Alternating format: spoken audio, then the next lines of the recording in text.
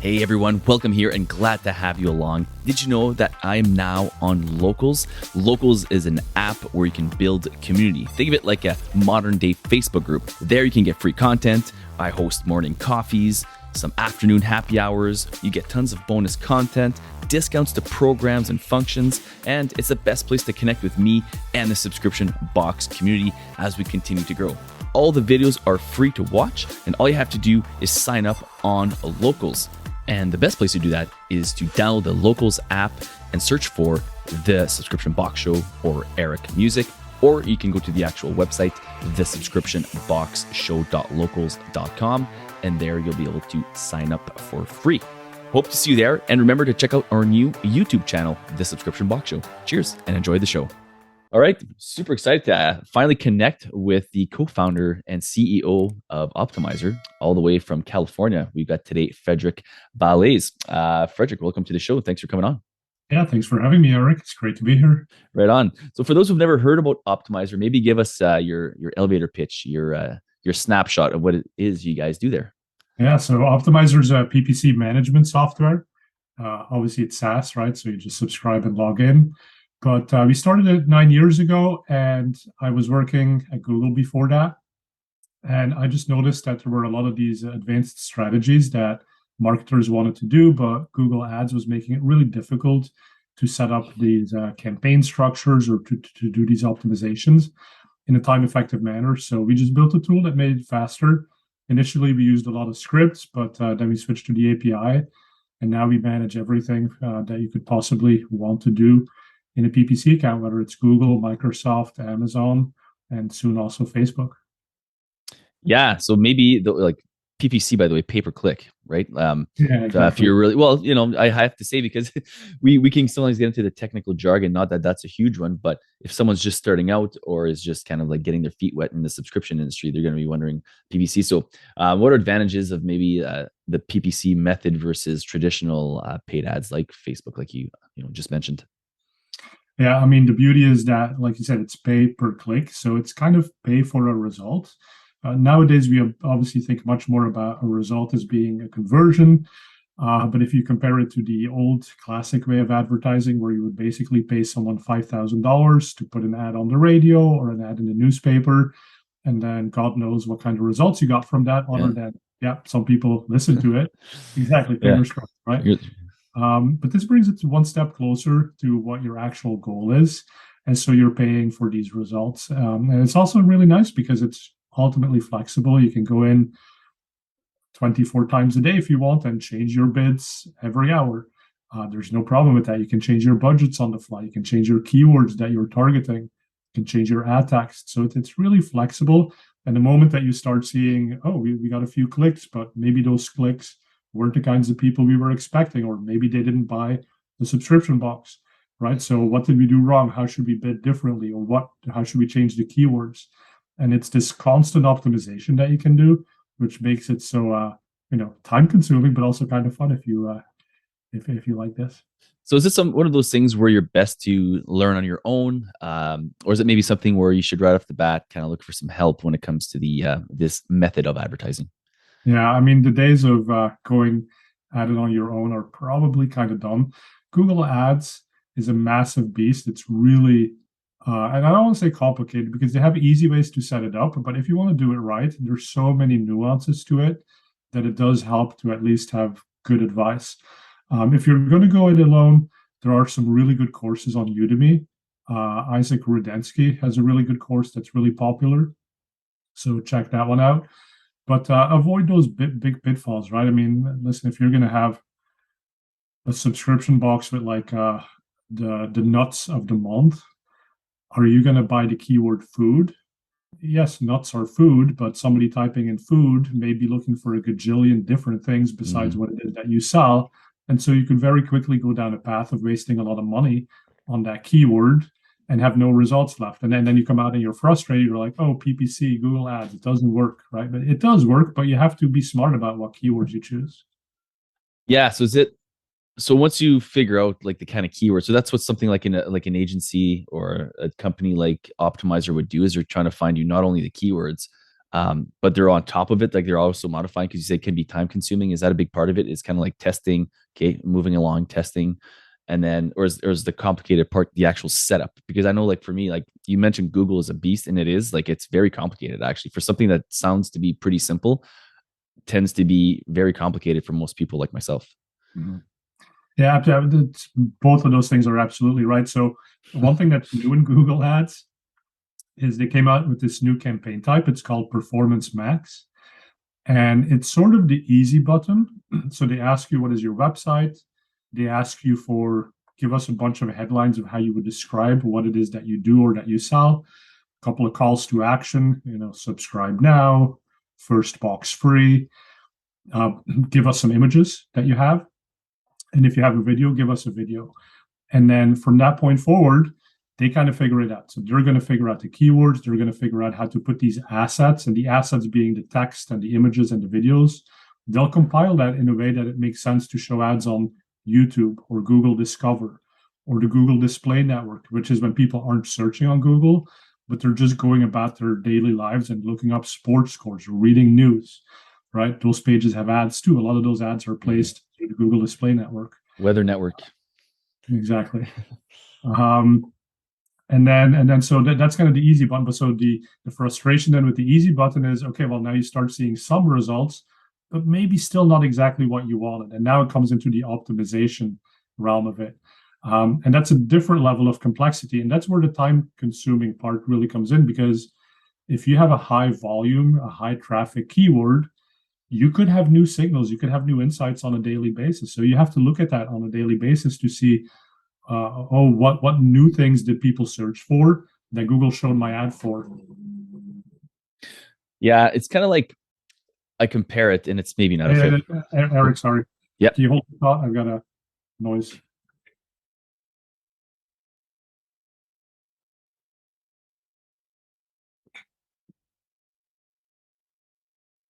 My coffee machine. Oh yeah. Sorry. I should have turned it off before. No, it's all good. That's We'll just edit this part out, Junard. Junard's the editor. I can't hear it though. I mean, oh, you can't hear that? No.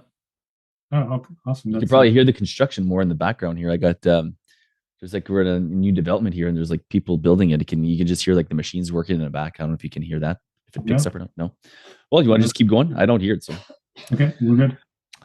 Okay, so as I was saying, I think it's similar to, this might not be a fair comparison, Frederick, but to me, it's kind of like someone who says, I'm going to get into Facebook ads, and they have no clue what they're doing, and they boost their post or something, and they think that they're using Facebook ads, right? Like the easy method.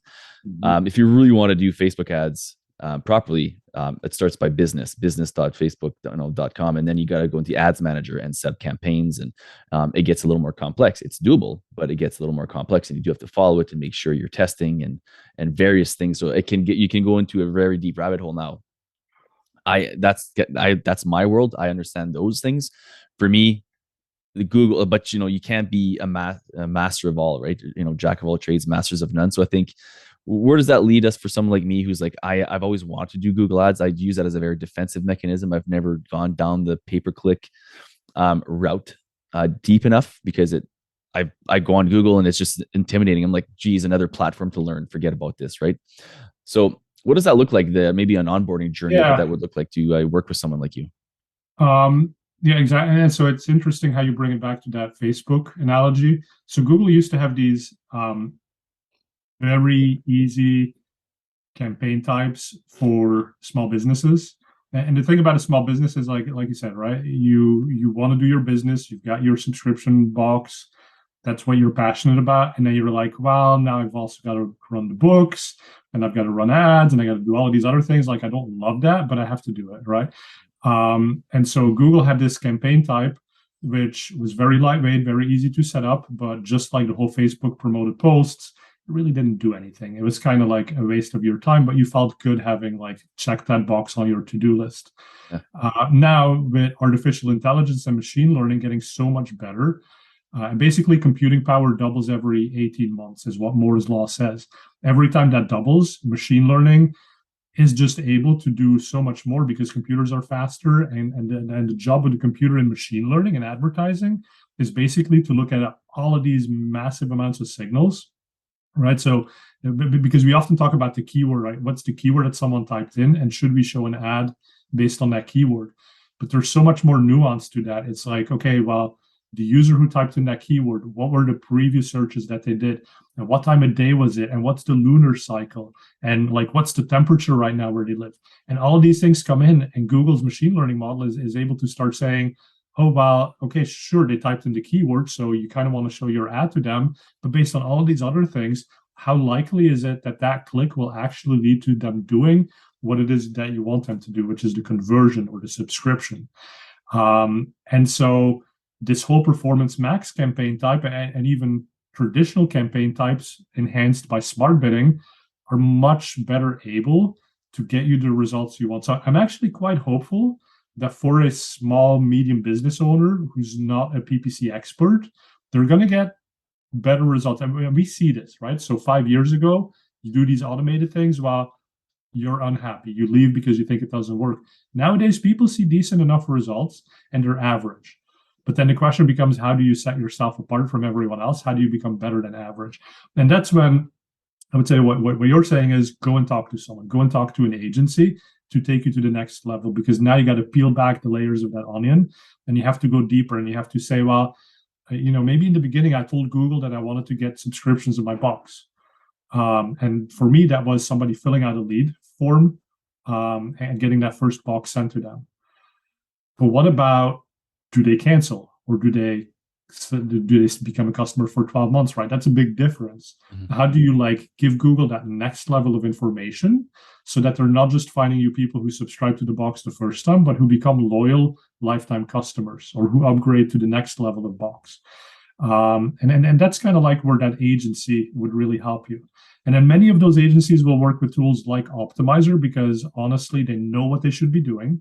They know the playbook, but putting that into play is really time consuming. And so if they had to charge you an hourly rate based on human hours, it'd be very expensive. But if they can take their strategies and deploy them more effectively using a tool like Optmyzr, now they can actually charge you something that makes sense for your business. You get to have that working relationship with an agency. They're more efficient, and Optmyzr gets more users as well. Yeah. Well, yeah, which is optimally good for you guys as well. Maybe we can talk about agencies that you would recommend maybe later on. We'll maybe touch on that, maybe not. Quickly here, before I get to my next question here for you, I just want to also thank today's sponsor, which is Subta. And Subta is talking about the Subscription Trade Association, of course, and the upcoming Sub Summit, which is going to be in Dallas in May of 2023. They also have some competitions coming up, which I'm going to have all the links in the show notes when it comes to some exciting things coming on their part. So stay tuned for that. Click on the link if you want more information on that. A great way for you guys to win not only your ticket to Sub Summit, but also be part of their kind of it's a mentoring, tutoring program that they have going on. So check that out. Click on the link below. Email me if you have any questions on that, because you do want to apply for that. It's free to apply, and they will send someone to Sub Summit for free, including your hotel, your ticket, and airfare. So yeah, email me on that one if you need some more information, or click the link in the show notes. As well, locals community. Make sure to check out our locals community and our new YouTube channel. Both are new and both are very fun and exciting. We do post content, exclusive content on the locals channel. It's just the subscriptionboxshow.locals.com. If you want to download the locals app, it's the easiest way to do it. Just search for the show there. YouTube, just go to YouTube, click the link below, or just search for the Subscription Box Show or my name, Eric Music, on YouTube, and you will find the channel there. And make sure to subscribe. That helps a ton. So with that, my next question was the pay-per-click. I'm just going to jump right back into it here. So you're saying it's paid ads have gone up in price. They're starting to kind of go back down in price. I'm finding people's CPAs, the price per acquisition has gone down typically. Pay-per-click, you're paying for performance, so that sounds really good. From the if I'm just looking at it that way, right? I'm going to get paid for performance, great. But my question would be, does it still cost you more if your pay-per-click? So here's where I wrestle this in my mind. So your pay-per-click, let's say it's $3 for someone to click on your ad. It might be $1. I'm not too sure what it is, but let's say it's $1 for someone to click on your ad. How many clicks does it take for the purchase? And or is it because you have a more engaged customer, because you're not just scrolling on Facebook and someone's hammering an ad in your face and you got expected to buy? Whereas like if you're using a pay-per-click, typically someone's Googling something or searching for something, where I think every time you're looking for something, you go to most likely Google and you're typing something, right? So they're more ready to purchase because they're looking for something and then you come up. Does that make sense? Yeah, exactly. Yeah. So the consumer, I mean, it's the same consumer who's on social and on search, but they're just in different frames of behavior. Yeah, there you go. Yeah. Right. At Google, we used to call this the moment of relevance. So when the user goes to Google to type in exactly what they need at that moment, right? I need a new face lotion. And your company sells a face lotion and you have a subscription model for that. Well, boom, perfect. That's the moment of relevance. You say, hey, well, here's all these organic results, but we could also give you a face lotion. Whereas on social, it's much more like, yeah, I'm looking at pictures on Instagram, I'm following my friends, and then it shows me an ad. But what's nice about social is it's also using artificial intelligence and machine learning. So it's gotten really good at knowing what are the things that Eric cares about, what are the things that Fred cares about. And so you start to see these ads that actually are often in line with what you wanted to do. And then that next level of it is you type something on Google, and now within the Google ecosystem, it's like, well, okay, Fred was looking for, a meal kit service, and he didn't buy something on the spot. So let's start showing him ads. Let's do remarketing to him. And so now when I'm looking at San Jose Sharks hockey scores, it's like, hey, remember you wanted to get this meal subscription kit? We'll do 10% off if you buy it now. And so it starts to follow you. And then over time, it's like, it's kind of crazy because it totally follows you. Yeah. It does, right? And do you ever feel like you see an ad and you're like, the only way Google could have known was by listening through the devices I have in my house, right? That are always listening. And they say that they don't do this, yet somehow these ads start showing up. And I'm like, I talked to my wife yesterday about going on vacation to Costa Rica. I didn't type anything about this, like I didn't search for this. And boom, I start seeing ads for Costa Rica. Like, how does that happen? And so some people, and then this is it's a possibility. But so Google and Amazon and Facebook, they built these models of people that are so good they can actually know what we're going to search for before we even know it ourselves. Like they know today that tomorrow Eric is going to probably be interested in X, Y, and Z because of all the things you've done over the past 10 years where they've been able to track you and build a profile of you. And that's kind of crazy, but like kind of creepy too. Creepy, but we're getting there. And creepy, but also sometimes useful, right? It's like, hey, yeah, I was actually kind of thinking of redoing my bathroom. Very helpful to see some ads for like what are the latest styles of sinks that I could put in. Yeah. No, it's true. Like, so you don't think they listen? I think, well, you can turn that off anyways, I think, but most people probably don't. I don't know if that's even a thing, if they do listen or not. I actually have a Google phone. So I'm certain it listens because there's, like you said, there's no way some of the stuff that comes up. But I think, do they all do that? I don't know. Maybe it's just a pixel thing. Exactly. And the question then is like, they're obviously they have to listen for the trigger word, but like how much of that data do they then send back and use in the ads ecosystem? Yeah, true. And it's also one of these things where a lot of people were up in arms when Gmail started showing ads, where people started being like, oh, in the beginning it was like, well, is Google reading every single one of my emails and like knowing all of these personal details about me? It's like, no, that's not how it works. It's like it's scanning and it's doing contextual ads based on that. Yeah. But it's not like going into your deepest secrets and knowing all about those. Yeah, like the bots are looking for trigger words.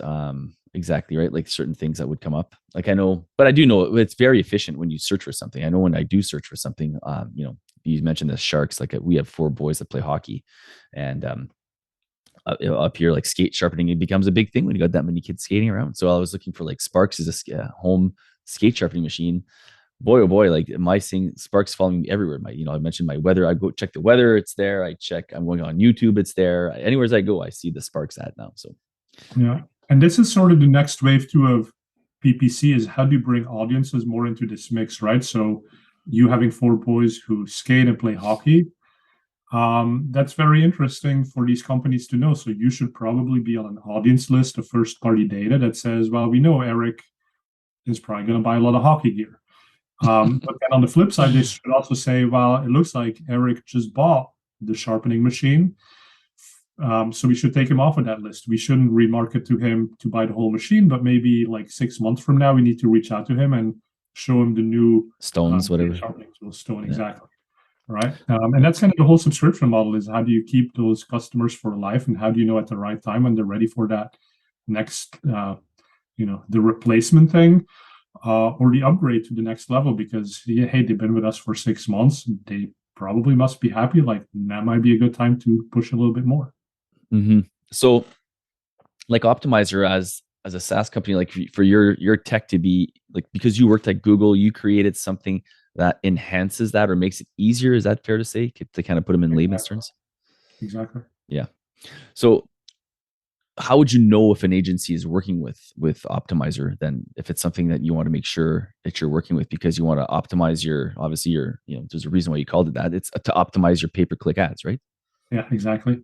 You should just ask them what technology they work with. Yeah. Some of them will put it on their website, but we don't have an official like partner program. So you don't usually see the badge at the bottom of the page, but they'll be happy to tell you. Do you know, like you're based in the States? Are you from the States? I'm from Belgium originally. Okay, I was gonna say there's a bit of an accent there. I was gonna ask you what that comes from. Yeah, okay. You speak French then? Flemish was my mother tongue. Okay. We all had to learn French in school as well. So and funny. So go ahead. Sorry. No, go ahead. I was going to say funny story on Flemish. So my grandfather comes from Ukraine, but he was an orphan during the Second World War. I don't know what I think. So he sent to Canada, raised by a Belgium family that spoke Flemish. So he's a Ukrainian descent who speaks English and Flemish.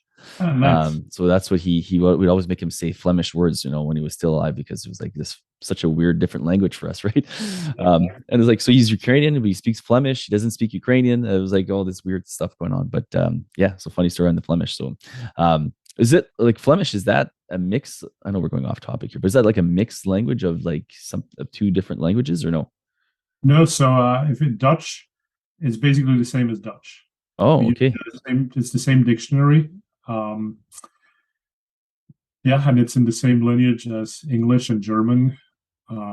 So my wife speaks German. I find it very easy to understand what she's saying. It's pretty easy for me to pick up English because it all comes from the same place. Yeah. Yeah, it would. Yeah, German and English are very close. Well, so they say. It sounds completely different, but we're going off topic. It's just like me, like when I listen to, I'm French Canadian, so like hearing someone Italian or Spanish, Portuguese, it's very all from the Latin derivative. It's kind of all very, you can make it out for sure. So I get that, but we're totally going off topic. So is there any companies you recommend to work with then? Agencies in the reason I was going with the States, like in the USA, if someone's listening, or in Canada, or is it just like there's so many people using this technology now that it's hard for you to kind of keep track of a specific agency? Yeah, I mean it's used very broadly, so you're going to find many agencies that have the capability to deploy this. And I don't want to specifically call out one agency over another. No favoritism there. Mm-hmm. But if you are going to go look for an agency, see, the thing with agencies is they're going to be, they've done this with, look for one that's been working with companies in your space, or at least in the subscription model, because they know how to deploy these strategies. And you get the benefit of not having to reinvent the wheel. And that's the same thing with Google, right? You could basically go to Google directly and say, here's my goals. And then their machine learning is going to go to town on it, but it's going to spend $20,000 before it's like, oh, okay, this is what we need to do. If you go to the agency, you don't spend that $20,000 because they've already known they've made those mistakes in the past, so they're not going to make them for you. And then work with that agency, build some scale. What we see eventually is that if you become big enough, you can do very sophisticated in-house strategies. But that's in-house. That's not through an agency, right? So the agency is good at getting you going, but then that in-house capability, where again, Optmyzr would be a big part of that to help you be more efficient, but that takes you to the next level usually.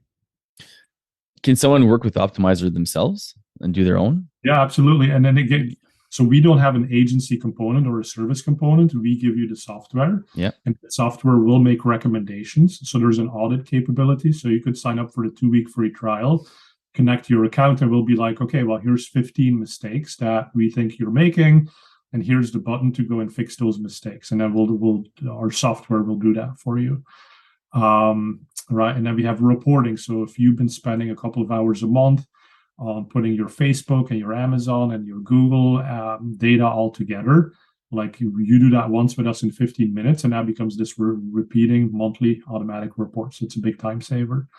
And then we see companies that go to the next level. They're like, oh, well, we have this first party data about, something like we sell more subscriptions to, what would be a good example? We sell more subscriptions to sunscreen on a hot day or the beginning of summer. So we are going to put in a signal through Optmyzr that says the moment that the UV index goes above a certain level, we want to boost our ads and our bids for these keywords. Crazy. And then once we go into fall, then maybe we dial back on that automatically.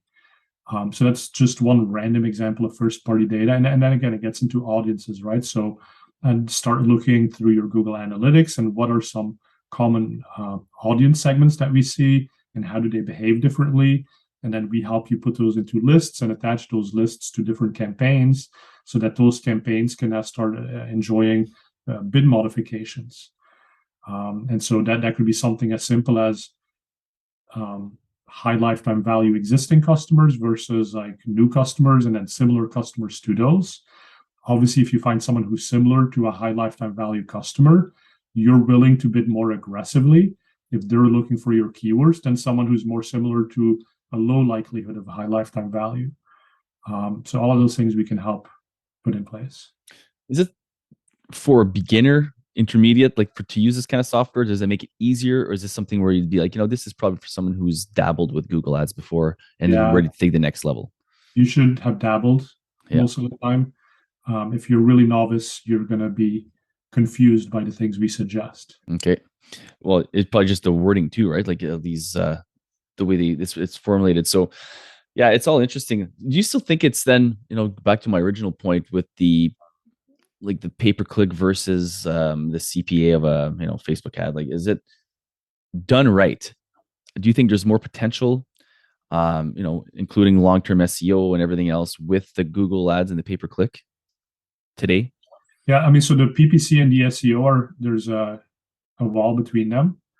So what you do in your paid ads with Google is not going to help you on your SEO side. So that's really important to understand, right? If your SEO is not working, don't use Google ads to boost that. And that's if you've worked with Amazon advertising, it's different. Amazon ads is much more of a flywheel type system where if you put up some ads, that'll boost your organic.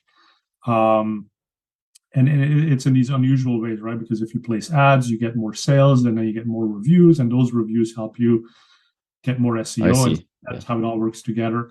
On Google, they really draw a line between the two. And so obviously there's second order effects that will impact one another.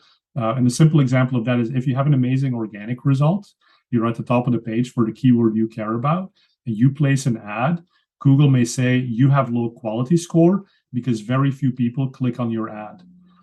And that's actually great because they're all clicking on the organic result, which you don't have to pay for, right? Oh, yeah. So, but there's a bit of an interplay between these two things as well. As far as like expensive, that's the beauty of PPC. You control it. So if you know you have a 10% conversion rate and you know you can afford $100 per subscription, then you know you can put in $10 per click as a maximum cost per click. And that will get you to your break-even point. Anything of a cheaper click, that's your bonus, that's your profit, right? So you can easily run the math. And with Google too, you can now say, I actually have a target cost per acquisition or even a target return on ad spend. So if you think of your subscription as like I sell one product through a subscription and it's always the same price, well, then you put a target cost per acquisition. I can afford $30 for every subscription I sell.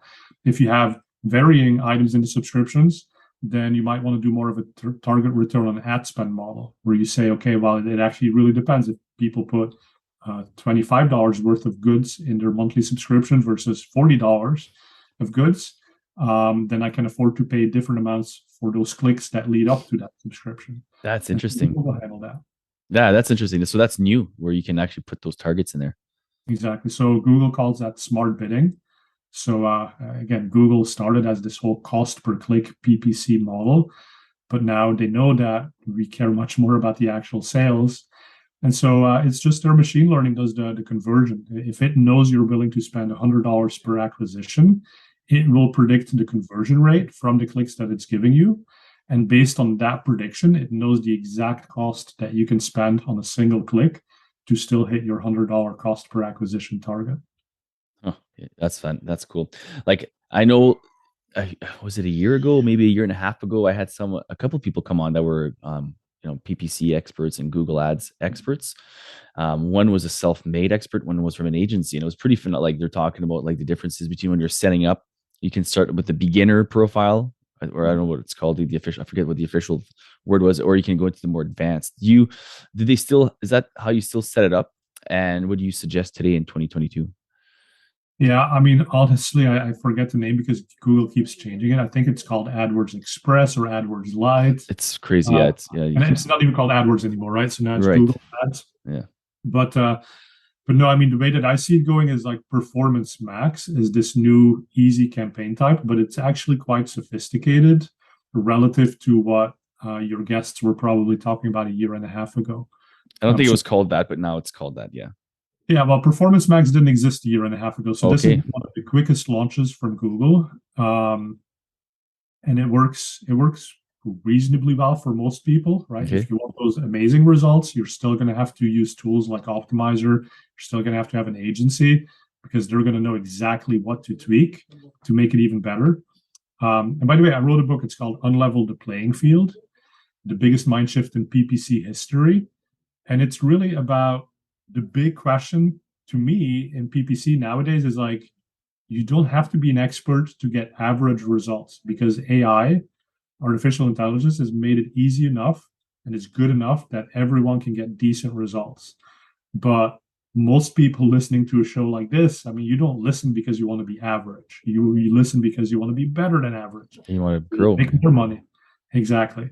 And so like, what are these techniques that still leverage the automation from Google, but enhance it with your human insights? And so what is your role as a human with these machines to make the machines work better? That's fascinating. Say the name again. We're going to have that on the screen here if you're watching on YouTube. Yeah, it's called Unlevel the Playing Field. Cool. It's available on Amazon, Kindle. We have the audiobook edition as well. Oh, nice. And that came out at the beginning of 2022.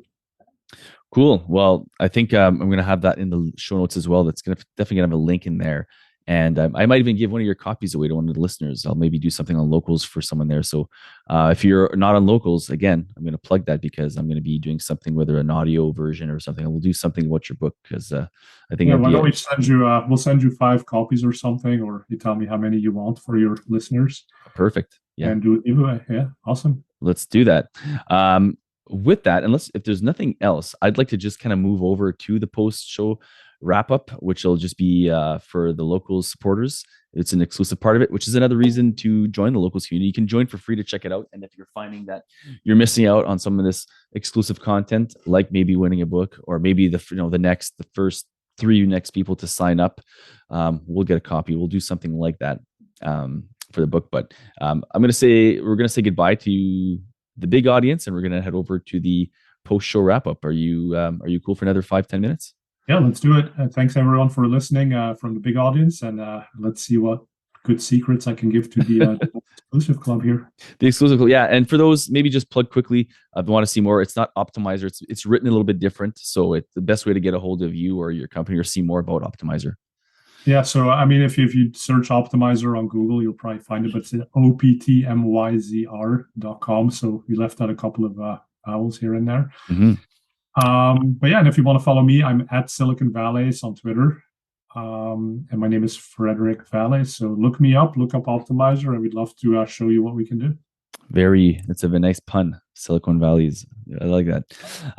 Yeah, we'll have all those links in the show notes, folks. So if you're listening or driving or doing something or you're watching, just click on the show notes and you'll be able to link to Optmyzr and see more about what he does and his book. So with that, thanks everyone for listening and for watching, and we'll see you on the other side.